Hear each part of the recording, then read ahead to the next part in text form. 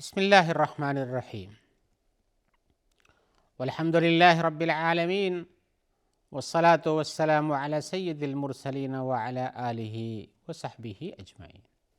اما بعد۔ محترم ناظرین کرام، احکام دین کا پروگرام لے کر حاضر ہوں۔ آپ کے سوالات ہیں اور ہماری جانب سے ان کے جواب کتاب و سنت کی روشنی پیش کیے جا رہے ہیں۔ تو آئیے ہم سوال کی طرف آتے ہیں۔ ہمارے بھائی کا ایک سوال ہے جس کو ہم نے پہلے بھی ایک حلقے میں پیش کیا تھا، لیکن وہ تشنا کام رہ گیا تھا، لہذا اس کی تفصیل ہم مزید پیش کرتے ہیں، چونکہ وہ ہماری زندگی میں بار بار یہ چیز بار ایسے نہیں کہ دن میں ایک بار، حقیقت میں 5 بار بھی ہو سکتی ہے یا اس سے زیادہ بھی ہو سکتی ہے۔ وہ مسئلہ ہے نمازی کے سامنے سترہ ہونے کا۔ سترہ، اس لفظ سترہ کے معنی عربی میں پردے کے ہوتے ہیں، یعنی کسی چیز کو آدمی اپنے سامنے لگا لیتا ہے تو اس کے سامنے سے ایک پردہ بن جاتا ہے۔ نمازی کو بھی چونکہ اپنے نماز کے اندر اطمینان اور خشوع و خضوع کے ساتھ نماز پڑھنا چاہیے۔ ایسا نہیں ہے کہ نماز پڑھتا ہو اور ادھر بھی دیکھتا ہو، ادھر بھی دیکھتا ہو، اوپر بھی دیکھتا ہو، یا ایک ہی ایسی جگہ پہ نہ نماز پڑھے جہاں سے لوگ بار بار آتے جاتے ہیں اس کے سامنے سے۔ اگر اس کے سامنے سے آتے جاتے ہیں تو اس کی نماز میں خلل پڑتا ہے، اور خلل یہاں تک بھی ہو سکتا ہے کہ نماز فاسد ہو جائے، خیالات بدل جائیں، توجہات بدل جائیں، لہذا سترے کا حکم شریعت میں دیا گیا ہے۔ ہم اس کی مزید تفصیل بھی پیش کرنا چاہتے ہیں۔ تو ہمارے پاس جو سوال تھا وہ یہ کہ کن چیزوں کے گزرنے سے نماز ٹوٹ جاتی ہے، تو ہم نے بتایا تھا کہ حدیث شریف جیسا کہ ابو ذر غفاری کی روایت ہے جو مسلم شریف میں ہے کہ 3 چیزوں کے جانے سے نماز باطل ہو جاتی ہے۔ ایک تو گدھے کے جانے سے، اور دوسرے کتے کے جانے سے، اور بالغ عورت کے جانے سے۔ یہاں بہت سے لوگوں کے اشکالات بھی ہیں کہ عورتوں کو ان کے ساتھ ذکر کیا، ایسی بات نہیں، بلکہ وہاں اس کا تذکرہ نہیں کہ کون کس کا، لیکن یہ ہے کہ نمازی چاہے وہ مرد ہو یا اسی طرح سے الٹا اس کے حکم، اگر عورت نماز پڑھتی ہے تو اس کے سامنے سے بھی یہ چیزیں گزرتی ہیں۔ اگر مرد گزرتا ہے بالغ اور اس کے سامنے سے ٹھیک گزرتا ہے سٹ کر کے سترے کے بیچ سے، تو نماز اس کی بھی فاسد ہوتی ہے۔ تو یہ حکم دونوں کا ایسا کہ نہیں صرف اس میں عورت کا تذکرہ کیا گیا ہے۔ تو حقیقت یہ ہے کہ اس کے گزرنے سے نماز ٹوٹتی ہے، لیکن کہاں گزرنے سے اور کیسے گزرنے سے ہوتا ہے اس کی تفصیل جاننا چاہیے تھا۔ تو جب ایسے ہو جائے جہاں نماز ٹوٹنے کا حکم لگ جاتا ہو تو پھر آدمی کو اپنی نماز دہرا لینا چاہیے۔ لیکن سوال یہ ہے کہ یہ حدیث میں بین یدیہ کا لفظ جو ہے اس کے سامنے سے گزر جائے، سامنے کا لفظ کہاں سے کہاں تک بولا جائے گا؟ اس لیے کہ اس کے سامنے تو مسجد کی پوری آگے کی ساری صفحیں بھی ہوتی ہیں، اور اگر صحرا میں پڑتا ہو تو پورا صحرا بھی ہوتا ہے، اور اگر گھر کے سامنے یہی دیوار ہے تب تو کوئی مشکل نہیں، لیکن دیوار دور بھی ہو سکتی ہے۔ تو اس کی تحدید ہونی چاہیے تاکہ نماز پڑھنے والے کو پتہ رہے کہ ہم اور ہمارے سامنے سے کن چیزوں کے کتنے دور سے گزرنے پہ نماز باطل ہوتی ہے۔ لہذا اصل سوال تو یہ ہے۔ تو اس کی تحدید میں کچھ لوگوں نے کہا کہ 3 ہاتھ کا فاصلہ ہونا چاہیے، 3 ہاتھ کا فاصلہ ہونا چاہیے۔ اب ان کے 3 ہاتھ کے فاصلے کو اگر شمار کیا جائے تو اس طرح سے کچھ 1.5 میٹر کے قریب پڑے گا۔ ایک ہاتھ، اس کے بعد دوسرا ہاتھ، پھر تیسرا ہاتھ، تو 3 ہاتھ اگر تو کچھ 1.5 میٹر کے قریب پڑے گا، اتنا فاصلہ چاہیے۔ کچھ علماء کا خیال یہ ہے کہ آدمی کا نماز کی حالت میں 3 ہاتھ کے فاصلہ اس کے لیے، اس کے پیچھے سے کوئی چیز گزر جاتی ہے، سترہ نہیں رکھے بھی ہے تو کوئی مشکل نہیں، لیکن اگر سترہ رکھے ہے اس کے پیچھے سے کوئی بھی چیز گزرے اس کا کچھ فرق نہیں پڑتا ہے۔ لیکن 3 ہاتھ کے اندر سے نمازی جہاں نماز پڑھ رہا ہے کھڑا ہے اور سامنے سے چیز گزرتی ہے، 3 ہاتھ کا فاصلہ نہیں، بالکل سامنے سے گزرتی ہے، جو اس کی نماز کے اندر تشویش کا بہت بڑا باعث بن سکتی ہے وہ چیز۔ اور کچھ لوگوں نے کہا کہ نہیں، یہ 3 ہاتھ کی بات نہیں ہے، بلکہ بین یدیہ اس کے سامنے سے مراد وہ جگہ ہے، وہ اتنی جگہ ہے جتنی دور میں وہ سجدہ کرتے وقت اپنی پیشانی لے جا کے رکھتا ہے۔ اور حقیقتاً اگر اس پر غور کیا جائے تو یہ کتنے دور لے جاتا ہے، تو یہ ہے اپنے بیٹھنے کے بعد جتنی دور تک میں سجدہ کرتا ہے، اس کو 2 فٹ سے یعنی 3 فٹ کہا جا سکتا ہے، 2 فٹ سے 3 فٹ کے بیچ میں رکھتا ہے، اور یہ بجائے 1.5 میٹر کے آدھے میٹر میں یہ چیز بن سکتی ہے، آدھے میٹر میں۔ تو حدیث کی اس تفسیر میں کہ اس کے سامنے سے کیا مراد ہے، کہاں تک اس کی حد ہے، تو کچھ علماء نے کہا کہ یہ ہے سجدے کی جگہ تک ہے، اس چیز کی تحدید کر لینے کے بعد، اور ہم یہی بتاتے ہیں کہ سجدے کی جگہ کی تحدید کرنا یہ زیادہ قرین قیاس ہے، اس لیے کہ اس کے سامنے کے لفظ میں 3 ہاتھ کہیے، کوئی اگر نہیں 3 ہاتھ چھوٹے ہاتھ سے چاہیے کہ بڑے ہاتھ سے چاہیے، اور کتنی دور تک چاہیے۔ سجدے کی جو شرعی کیفیت ہے کہ آدمی جب سجدہ کرے تو اپنے پیٹ کو اپنے ران سے چپکا کے نہیں رکھے، یا کہ ایسے جھک کے اسی پہ چپک کے سجدہ کرے، ایسا نہیں ہے، بلکہ سجدہ کرتا ہے اس کا گھٹنا زمین پہ رہتا ہے، پیٹھ ایسے رہتی ہے، یہ حصہ اٹھا رہتا ہے، سر نیچے زمین پہ رہتا ہے۔ اتنی لمبائی کے ساتھ جب سجدہ کرتا ہے تو یہ بمشکل یعنی 3 فٹ بمشکل کہتے ہیں وہاں پہنچے گا، ورنہ یہ 1.5 فٹ کے اندر ہو سکتا ہے، 2 فٹ کہہ لیجئے بہت ہو سکتا ہے لمبائی میں۔ بھئی یہ اس لیے کراؤں کہ کسی کا قد لمبا ہوگا تو وہ کچھ اور دور تک جائے گا، کسی کا قد چھوٹا ہوگا تو کچھ پیچھے رہ جائے گا۔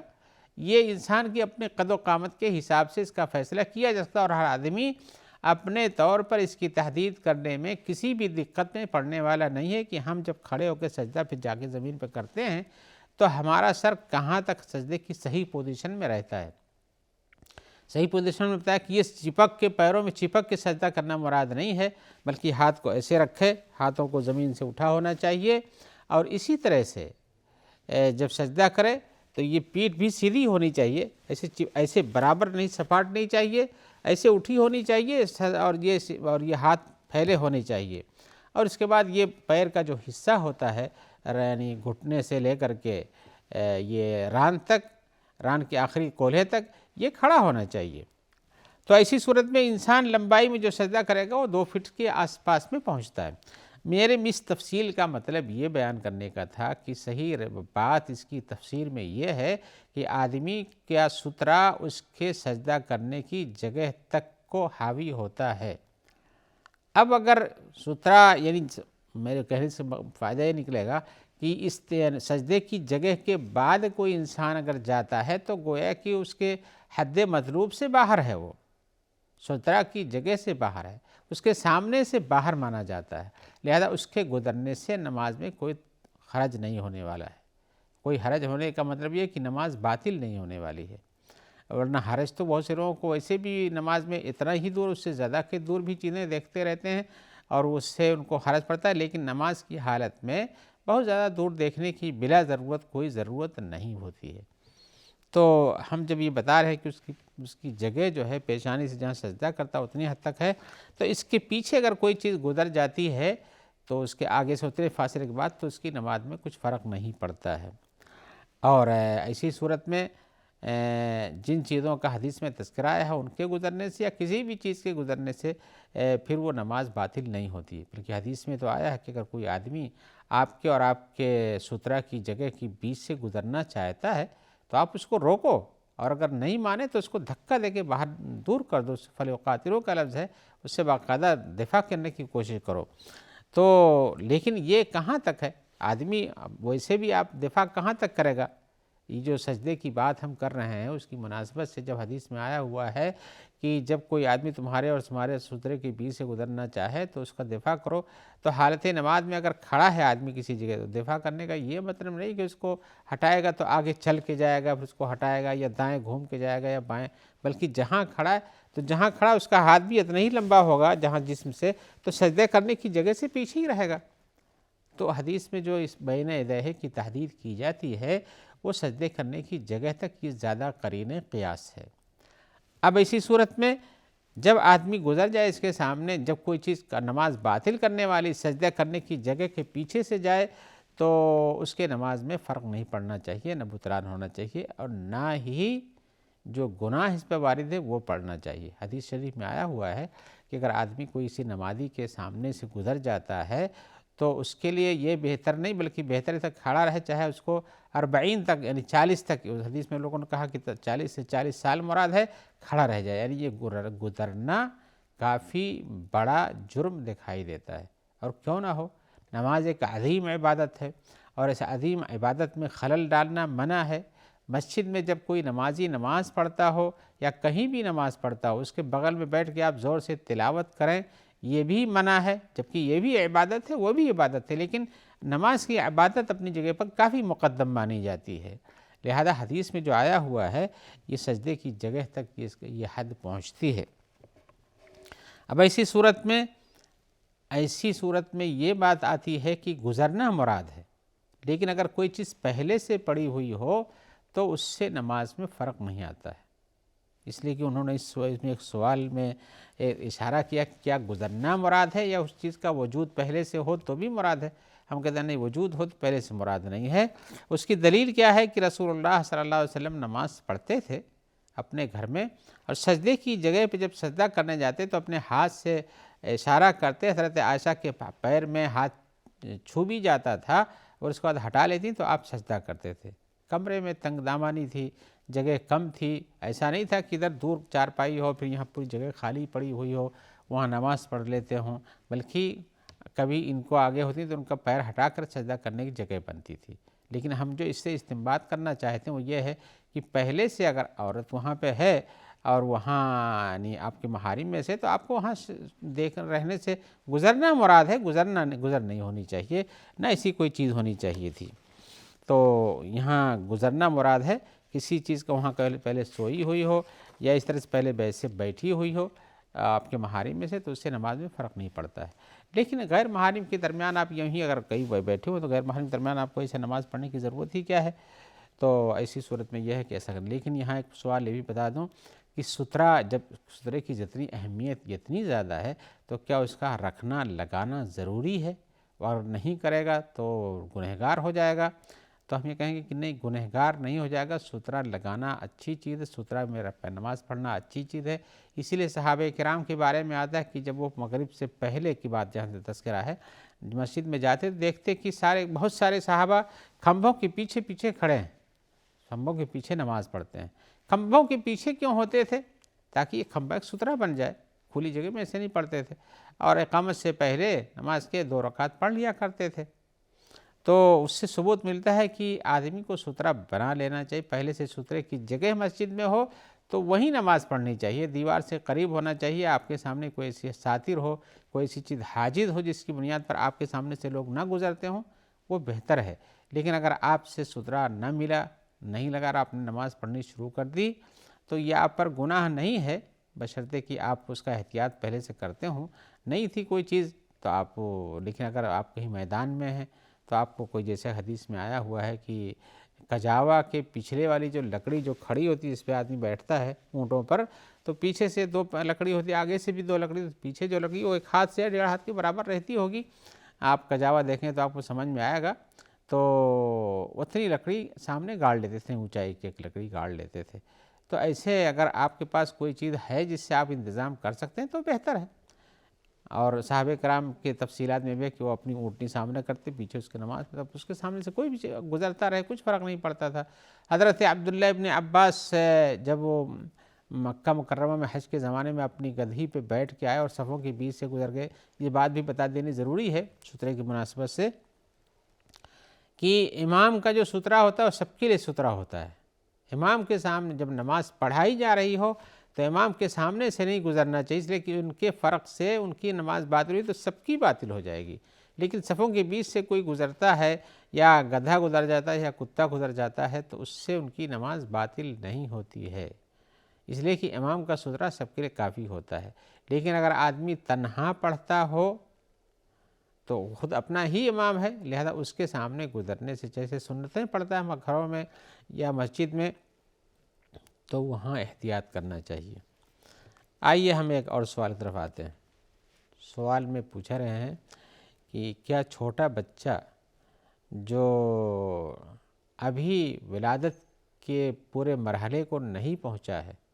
اور اس کے پہلے ہی ساقط ہو جاتا ہے تو کیا اس کے لیے عقیقہ ہوتا ہے کہ نہیں ہوتا ہے؟ تو ہم جواباً کہیں گے کہ جو 4 مہینے سے پہلے کوئی چیز ساقط ہو جائے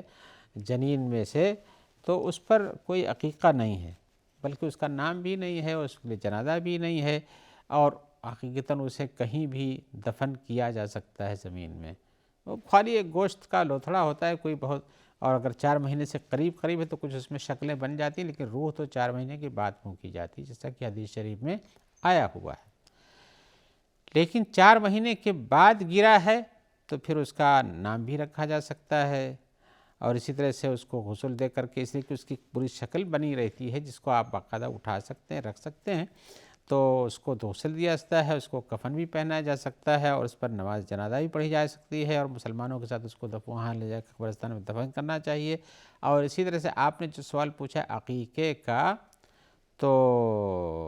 علماء نے کہا ہے کہ عقیقہ بھی کرنا چاہیے، اور کچھ علماء کی رائے اس میں یہ ہے کہ نہیں، اگر کوئی پیدا ہوتا ہے وقت سے پہلے ہی اور اس کے بعد وہ کسی طرح سے زندگی میں باقی رہتا ہے، ابھی اس کا جان نہیں نکلتی ہے اور اس پر 7 دن گزر جاتا ہے، تو اس کا عقیقہ کرنا چاہیے۔ یہ علماء کی اس میں 2 مختلف رائے ہے، اس لیے کہ اگر ایسا ہے تو 7 دن زندہ رہتا تو گویا کہ زندہ تھا، اس کی ایک زندگی ہوئی، اس کا عقیقہ بھی ثابت ہو گیا، اور قیامت کے دن اٹھایا بھی جانا چاہیے۔ لیکن حقیقت یہ کہ جس کی زندگی، جس کے بچہ ہونے اور زندگی باہر پیدا ہونے پر زندگی ثابت ہو جائے، تو پھر اس کے لیے عقیقہ کرنا، نام رکھنا صرف صحیح ہے۔ لیکن اس کے پیچھے جو نتیجہ ہے اس پر ہم توجہ دینا چاہتے ہیں، وہ یہ ہے کہ ایسا بچہ بھی قیامت کے دن اپنے والدین کے لیے سفارش کرنے والا بن سکتا ہے۔ آئیے ہم ایک اور مسئلے کی طرف آتے ہیں۔ مسئلے میں پوچھ رہے ہیں کہ کیا امام صاحب کے بائیں طرف کھڑے ہو کر کے نماز پڑھی جا سکتی ہے یا نہیں؟ تو حقیقت یہ ہے کہ امام صاحب کے بائیں طرف نماز پڑھی جا سکتی تھی، لیکن حقیقت جب امام صاحب صرف ہوں اور آپ ہوں تو آپ کو دائیں کھڑا ہونا چاہیے۔ رسول اللہ صلی اللہ علیہ وسلم نے ایسے ہی کیا ہے اپنے ساتھ عبداللہ بن عباس کے کھڑے ہونے پر، کہ بائیں کھڑے ہو گئے تھے تو دائیں کر دیا ان کو، اور اگر 2 آدمی ہوں تو پھر آپ کو دائیں بائیں پیچھے ہو جانا چاہیے، اصول تو یہی ہے، لہذا پیچھے ہو جانا چاہیے۔ اور اگر آپ ایسا کرتے ہیں کہ امام کے بائیں پڑھتے ہیں تو یہ رسول اللہ کی ہدایت کے خلاف اور آپ کی شریعت کے اصول، آپ کے طریقہ کار کے خلاف ہے، لہذا احوط یہ ہے، احتیاط یہ ہے کہ انسان امام کے بائیں طرف نہ کھڑا ہو، دائیں طرف کھڑا ہو کے پڑھے، اور اسی طرح سے اس کی نماز درست ہے اور صحیح ہے شریعت کے تقاضے۔ آئیے ہم اسی جواب کے ساتھ امید رکھتے ہیں کہ انشاءاللہ آپ سے دوبارہ ملاقات رہے گی، اور آپ کے سوالات رہیں گے، ہماری جانب سے ان کے جوابات بھی حاضر رہیں گے، اور یہ کتاب و سنت کی روشنی میں ہوں گے۔ جب تک کے لیے ہم دعا کرتے ہیں کہ اللہ تعالیٰ آپ کو خیر سے رکھے، اور جو لوگ آپ تک اس پروگرام کے پہنچانے میں مددگار ہیں ان سب کو بھی خیر سے رکھے، اور سب کو اچھا بدلہ عطا فرمائے۔ والسلام علیکم ورحمۃ اللہ وبرکاتہ۔